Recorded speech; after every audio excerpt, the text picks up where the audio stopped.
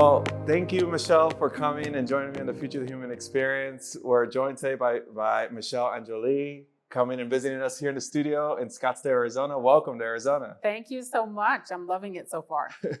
One of the things that got me excited to talk to you today was, as I've been doing this work over this time, one of the main questions I get is this level of excitement on building their own personal brand, right? And folks have a chance to see us on these stages and they're like, Eric, Michelle, how do I build this personal brand? And what I love about the work that you've been leading all this time has been you have been calling all of us to be the CEOs of our personal brand. So that's why now I'm excited to have you today. But Michelle, give us a little bit more guidance on what has given you this passion to make sure you're empowering everyone to build their own personal brand.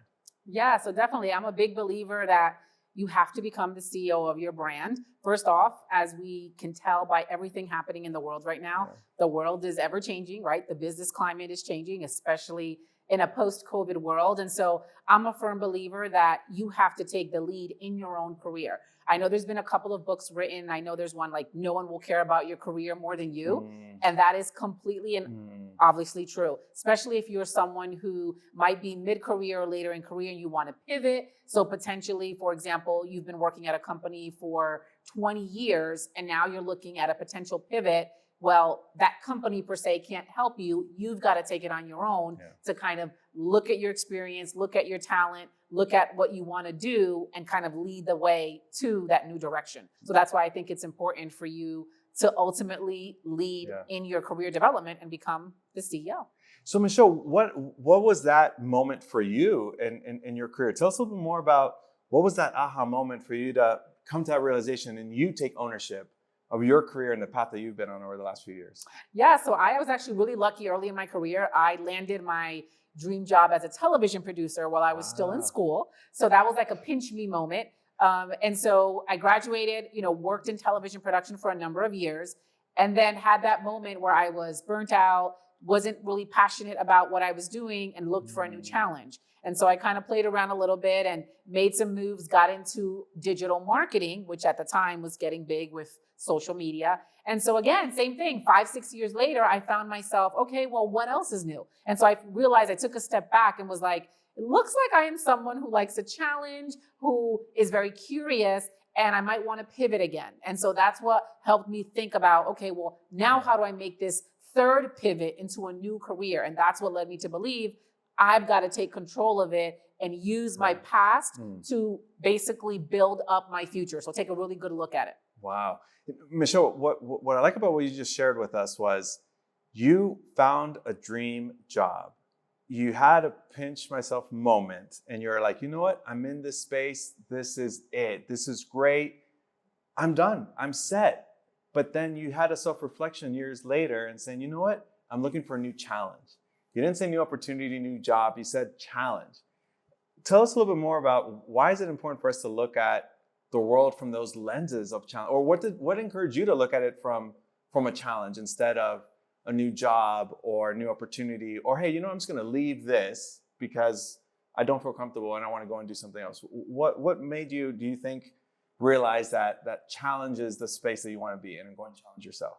Yeah, so I would say I would rephrase it a little bit as curiosity, right? I'm super, super curious. I'm always looking for new ideas, new things. I love to travel around the world. That's my passion. I love looking at new cultures, talking to different people. And so I think a little bit of that has to do with my upbringing. I was raised in a very diverse environment, not only surrounded by a big, large family, but extended family in the form of friends and neighbors. And so I grew up in a world where there was no really small talk. So, for example, I talk a lot about this story of why I love coffee so much, because coffee reminds me of waking up when I was a child in my grandmother's home or my parents' home, looking at, okay, them having coffee with anyone. It could have been an uncle, an aunt, a neighbor, and the conversation was always loud and lively and talking about real things. And so that, I think, is what brought me to have this innate curiosity about people and uncovering new things. So I kind of feel like every couple of years I get like a bug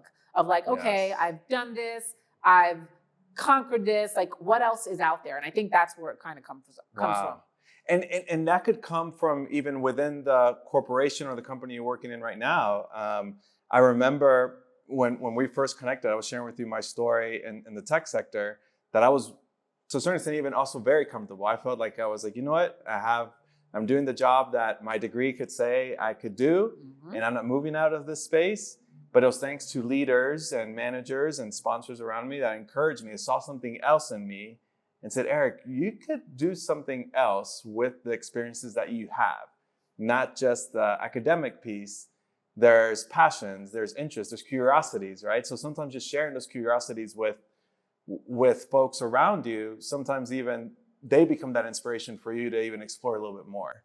Were there individuals in your career or in your path that encouraged you also to explore those curiosities and explore those challenges as you've been growing and on your journey? Yeah, definitely. There was plenty. I mean, from first bosses in television to I'm a big reader. So I read a lot, hence why I have, that's how I, satiate a lot of my curiosity. Yeah. But just, traveling and talking to all different types of people. I think one of the biggest things that was one of the big eye-opening moments for me is traveling and looking at like when I travel, I actually have connections with people. So for example, on the way here, I was in Amsterdam. I spoke to a woman on the flight for a really long time, learned a little bit about her history, being in a different country and asking certain questions because I'm curious is what opened up my mind into, well, wait a second, there are different types of things you can do with your life. Yeah. People live in a different manner. Sometimes when you are born and raised and stay in a certain area of a country for a long time, you kind of put yourself in a box. Yeah. And so for me, I think a lot of my eye-opening moments have happened through travel, through reading, through meeting someone at a coffee shop and having a conversation. So Michelle, in this digital age, what does this digital space now that we're in, how do we utilize that as a tool to help us uncover some of these curiosities, explore these curiosities, or how has it helped you kind of unlock some of these spaces that you've been navigating as well? Yeah, so it's definitely helped me, but it can also be a distraction. So that's what's interesting. I've been talking to a lot of people that are at this point in their life where they're like, well, I have a job, but I'm looking for a bigger challenge or I want something else, right? Using digital media to inform yourself, but don't inform yourself too much that you confuse yourself. And so for me, it's been this thing where I've like really taken the time to reconnect with myself. So sometimes, right, when you graduate college to the time that you're mid-career, a lot of things can change. People have families, you have kids, your interests change, your priorities change.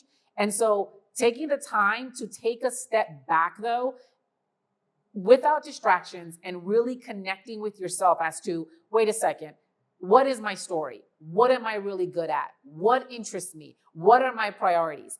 Identifying that first, and then using whether it's media, whether it's connections to actually go out there and figure out what is the missing piece of the puzzle at that moment. Yeah.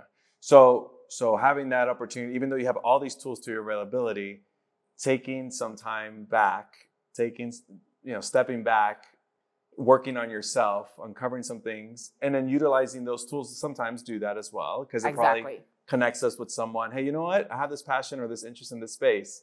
My ability now to connect with that person or that industry more likely is easier today than it was probably 10 years ago. Oh, absolutely. Right? Absolutely. But I think that there's like this tie where you have to like reconnect with yourself too, because even in speaking with a lot of clients and people that I meet every day, right, who you are at 21 is not the same person that you might be at even 22 today, much less 35, 45, 60. And so that's why I think it's really important to get into the habit of reconnecting with yourself in the moment, and then definitely using all the tools that are available today. And today, you can connect with someone halfway across the world, sitting at home. And so I'm a firm believer in taking advantage of the tools, though, to figure out what that next step might be for you. Yeah.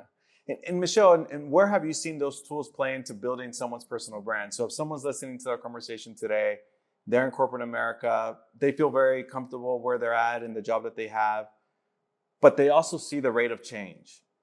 And they're like, you know what? How do I anticipate this? Or one, I need to anticipate this. And probably one way is to build their own personal brand.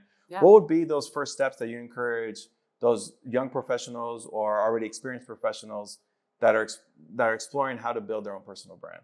Yeah, that's a favorite question. No, so personal branding. So first I'll start off with this. personal branding sometimes can be seen as this thing where people are like, well, I don't want a personal brand because I don't want to be a celebrity. That's not what a personal brand is today. A personal brand today is, building an area of expertise that you are known for. Jeff Bezos, the founder of Amazon, has been famously quoted as saying that your personal brand is what people say when you're not in the room.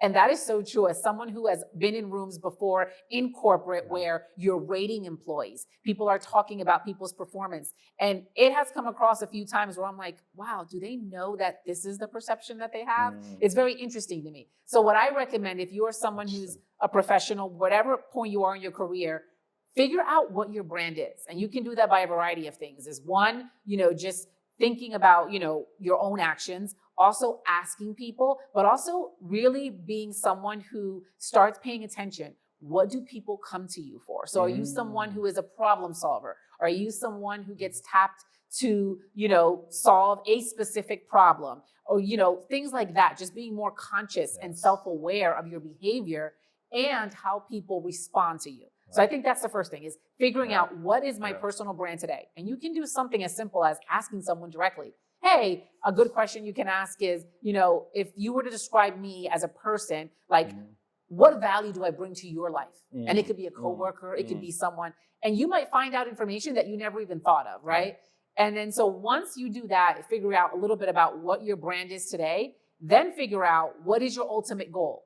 And it doesn't have to be something 5-10 years from now. Again, with the rate of change in the world today, you have to figure out where you want to be in the next 12 months, but figure out where do you want to be, and then start thinking about how do I curate my brand that accommodates that goal. So figuring out, do I need to further my education? Do I need to start building connections? Do I need to start building an online presence? Whatever that is. But it's first figuring out what your personal brand is today, and then taking appropriate actions to, basically gear it towards what your end goal is. I think we got like 3 social reels on that one. That was amazing. That was really cool. So Michelle, one of the encouragements that you gave us right now, right, is also doing that, asking for some feedback, right, around the people we get to work with. I remember the first time I had a chance to do that. We called it 360 feedback where we were at. And I remember the experience of doing this because people did not want to do this, publicly. Yeah. Right. And so even though like, hey guys, I'm an open book, I was managing a team. I said, please, I want to improve. I really want to be a better manager. I want to be better service for all of you. Can you please give me feedback on these areas? Silence. Yep. And so what I did was I actually encouraged a friend of mine, and he came in and basically facilitated that conversation. And apparently I gave him 30 minutes. They took an hour. Well, were you asking people that reported to you? Correct, right? So this is me. All right. Oh yeah, that's what I'm saying, Michelle. Like this was a mess, right? And so I'm over here thinking like, yeah, this is great, right? Yeah. Like they're gonna, right? Again, in the spirit of full transparency, like guys, just like you could be vulnerable with me, like it's all good. But no, that was not the environment. One that apparently either they were in or I was validating, right? And so when I brought someone else in, they really did, honestly, just spew it out there, right? The good, the bad, and the ugly, which is fine. And then they also saw me take action on it. And so I think sometimes when we ask for 360 feedback, one, if it's our first time, like it was my first time doing it, I had no idea how to do it. Ask for help, ask for some guidance on doing it. Yep. Or also there might be some best practices, which I'll ask you in a bit too. I'd love to hear your best practices on that. But two, I think the best thing that happened to me after that was that people actually saw me do something about it, right? And I think sometimes when people are giving 360 feedback, especially for an organization, and they don't see action, they also will get jaded and be like, you know what? Fine, Eric, I know you're going to ask me this, but guess what? My 5 other managers did the exact same thing, and they didn't do anything about it, so I'm really not going to spend that much time on this, or I'll spend the most minimal amount of time to just check this off and get on with my work. And I think that, one, being thoughtful that probably did happen for some employees, but two, being thoughtful, how do I start changing that, right? To be the leader that only I want to be, but be the leader that others could follow in the future, right? And create that environment. But with that said, Michelle, what would be your guidance now, the best way to ask people either report to you or that are or that are around you, around your teams, what is some of those best methods to seek that 360 feedback around you? So what I would say is don't do a 360 Okay. formal review. Ooh, okay. I think one of the things I talk about a lot is, being a connected leader. And what that means is being someone who can form genuine, authentic connections with the people that you lead, and then even among them, Yes. right? Because that's, I think, is what creates the trust and the transparency. So I'm a firm believer that 360 feedback can come in the form of a conversation over coffee in the morning. One thing that I heard somebody say once, actually, it was somebody that was telling me they were super impressed with their new manager because after 2 or 3 months working together, the manager randomly, again, not formal at all, over coffee or something, asked her like, hey, is there something that I do that really annoys you? That's a great question. But the way in the context, I'm not saying it accurately, but the context, it was just a normal conversation. They were talking about something that must have went wrong or something, but the way that the leader asked it of like, was that part of it annoying to you? Like, is there anything else that I can do that's annoying or that hinders your progress? And she was able to naturally give her feedback. And so doing something like that in a form of natural conversation, I think is the way to go because formal 360 feedback, again, back to your experience, that's super intimidating, right? No one wants to be put on the spot. And if you've been in the workforce long enough, some people have had some nightmares of giving very transparent feedback. And there's been some retaliation over it or something like that. So you don't know what people's experience has been with feedback. So I just think the goal is just be as transparent as possible with your team, form the connection, and that way things like that can come out in a, informal conversation. Oh, I love that. And it reminds me too, I remember my very first experience in a company that had a management feedback tool. And I remember this manager in one of our staff meetings coming up and saying, hey, this management feedback tool is about to come out. It was given to us on a quarterly basis. Okay. And he said, my expectation, right? You're rating them 1 to 5. And it says, my expectation is for me to get a 5 at the end of this quarter. I was like, oh my God. And I was like, this guy's an amazing manager. Why is he doing this? Like, why is he telling me this? Like, what's going on? And he says, if I don't get a 5, that's on you. And I was like, oh my God, why is it like, where is this going? And he says, because I have an open door policy the entire year. And I don't need a tool to tell me I'm not doing my job. Tell me today. Tell me today. Tell me the moment. I'm telling you right now, please give me that feedback. Do not wait until this tool comes out to say I'm not doing my job. Yeah. And so if I don't hear back from you throughout the day or throughout the quarter that I'm not doing my job, you're going to not only surprise me, you're going to surprise my entire organization because I want to get better. Yeah. And so when he kind of gave me that context later after, I was like, wow, I'm like freaking out. Now, of course, it's on him or her, whoever's leading those, to create that environment for us to make sure, hey, this is an open door. And he did, he was, because I remember just being very and to this day, he's a very good friend of mine. But I remember that context of that conversation and saying, hey, guys, this is on all of us, right? It's not just on me, it's not just on you, but it's this relationship. I want to be a connected leader. Yeah. I think if that term was there, he would have definitely connected with it. Yeah. But you're right, these tools sometimes could be create these experiences that are not the most positive. So it's also up to us as leaders or as employees to utilize that, the best of capabilities to really enhance that connection that we want to have with our culture. With that said, Michelle, when we talk about tools and technology today, like we said, these could be a great tool to enhance our capabilities, but also something that could deter us or distract us.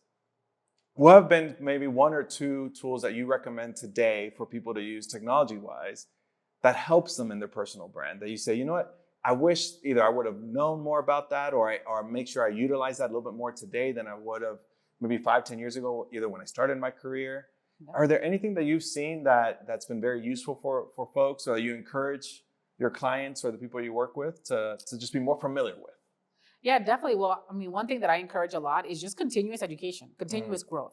You cannot just, again, in the field of marketing or even like television production, what people did 10, 12, 15 years ago, nowadays it seems like what people did 3 months ago is no longer relevant today, especially, one example I use a lot is if you look at Facebook, right? Facebook started, 2004 or 5. Yeah. Does it look the same way that it did, then as it does today? Even No. like 3 or 4 years ago with enhancements. Mhm. That's how you should look at yourself, is constant improvement. And some of the tools, there's endless tools today, but things like, being members of organizations that have like online communities for growth. It might be something where you take online classes, live workshops. You connect with other people in your industry. Another big tool that I cannot stress enough is the power of LinkedIn, right? Having a great LinkedIn profile. I tell people all the time, move away from this like very stodgy professional presence and just be a little bit more of you. You can be professional and be you. Tell your story, connect with people, right? And so that's one of the things that I tell people, take advantage of that. Right now you can, Zoom someone at the other side of the world if you want to ask a couple questions or get some feedback or perspective. So I think that's really important, is just using technology, but I also understand that to use the technology, especially when you're engaging with others for growth, you also have to have a good set of social skills. And so that goes hand in hand as well. And so being someone who understands, depending on what your social skills are and how comfortable you are, picking the right technology that makes sense for you. Okay. So Michelle, I know one of the things you talk about too is the power of networking. And I know you have a very interesting perspective for that. Can you share with us a little bit more about why do you have a different definition for networking, and why has it been challenging for all of us that either are extrovert or introvert to kind of navigate the necessity of networking today? Yeah, so personally, I hate the term networking.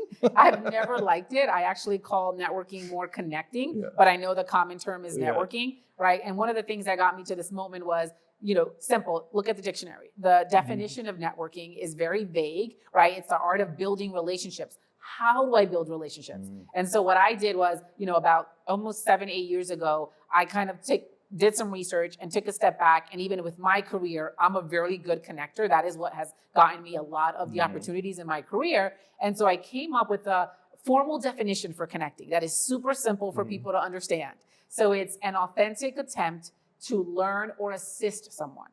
So what I tell people is deconstruct it into 3 important parts: authenticity, learning, and assisting. So if you are in any environment and you want to, connect with someone, first off, be yourself, right? We're living in a world where transparency is key and people can tell if you're not being, who you really are. But then the 2 important elements of that is learning and assisting. So if you are in an environment, it could be, the dreaded networking hour at a conference, right? Where you're walking into a room and all of a sudden you're expected to start networking magically. No, go grab a drink, grab a coffee.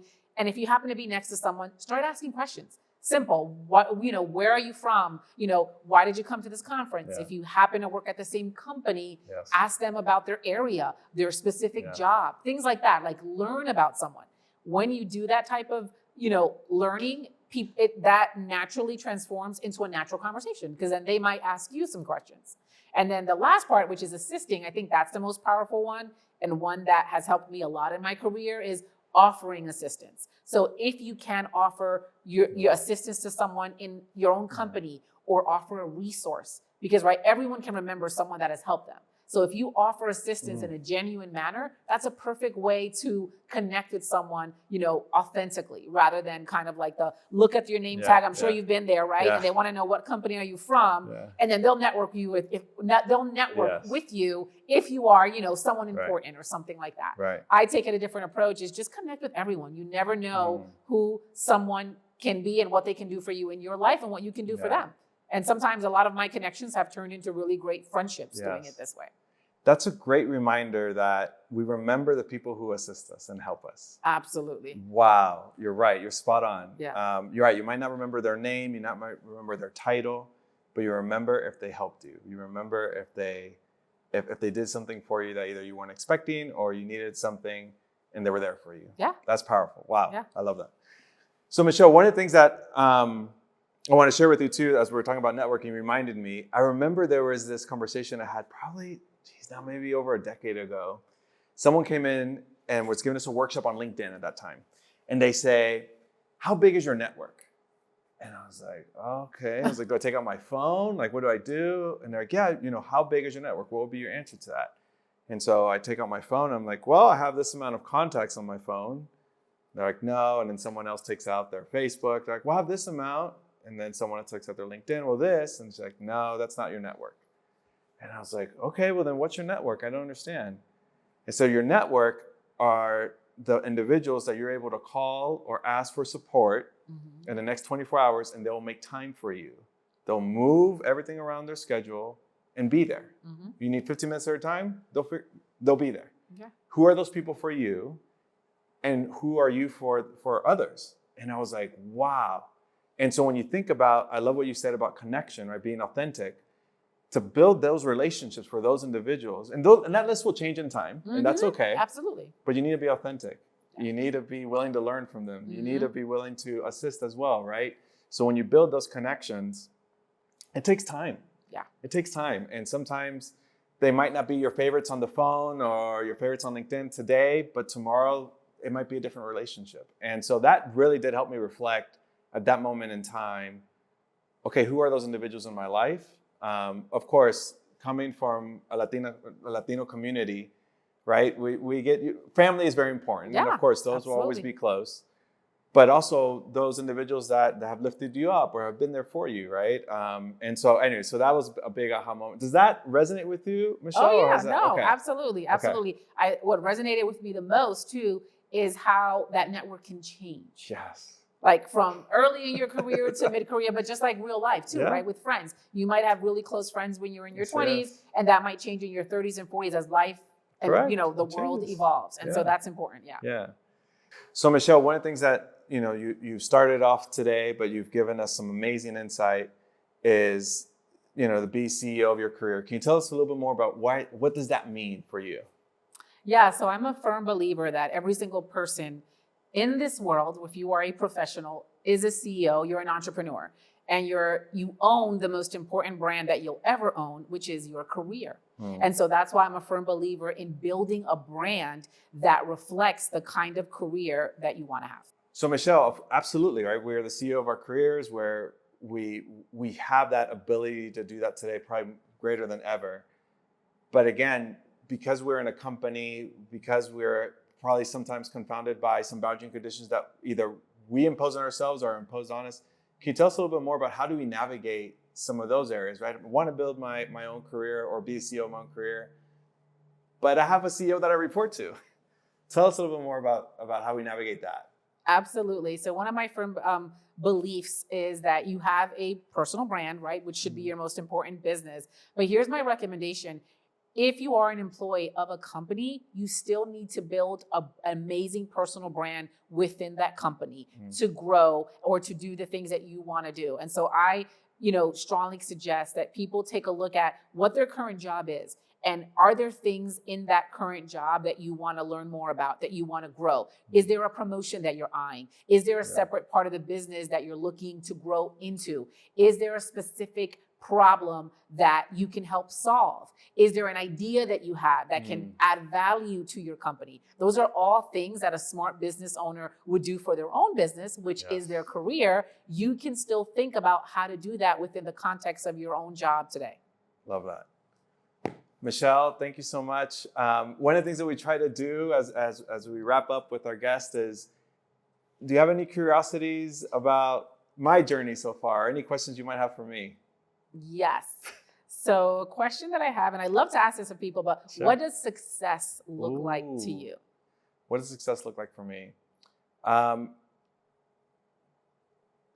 So for me, on the journey that I've been on, I've actually always been thinking about my kids before I even had kids. I don't know if it's because of the relationship I have with my parents and just seeing all the sacrifices that they made for myself and my brother.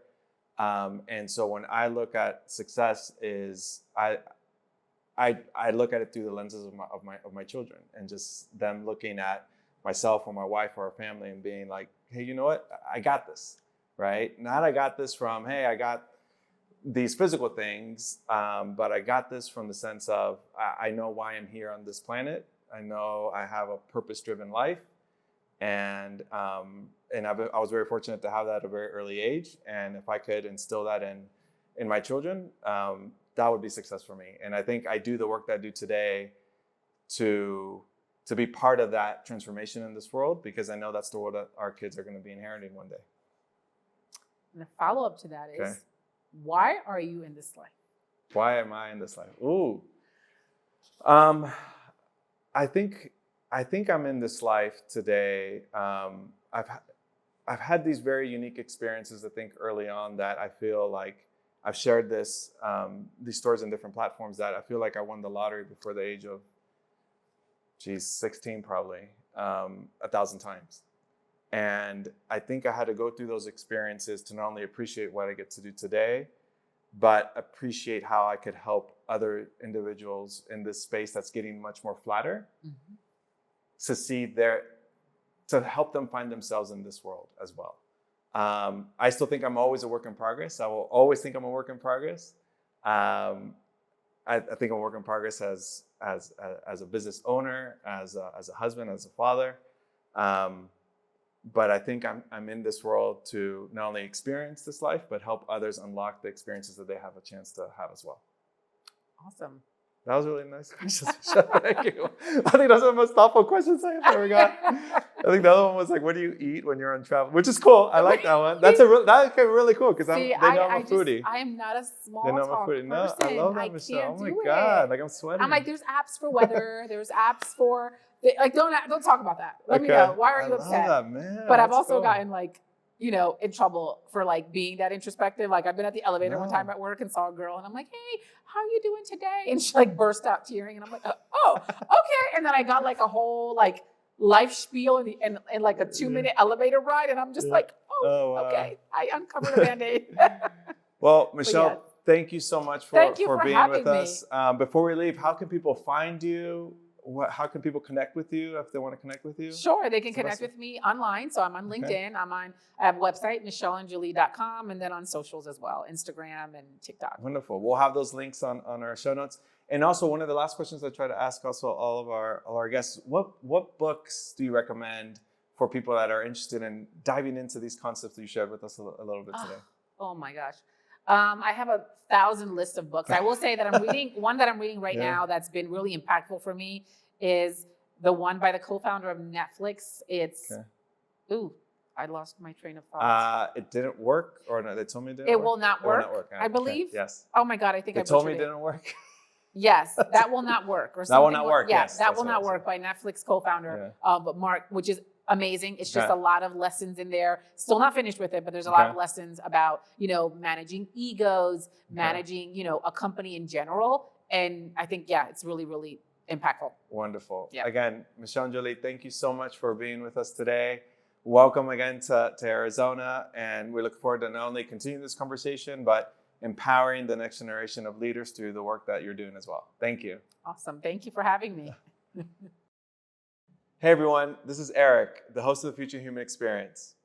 The reason why this podcast was created was to be a platform for others to really bring these conversations to life. So if you're enjoying this content, please like and subscribe. It will really help our channel and expose these ideas for others. Thank you.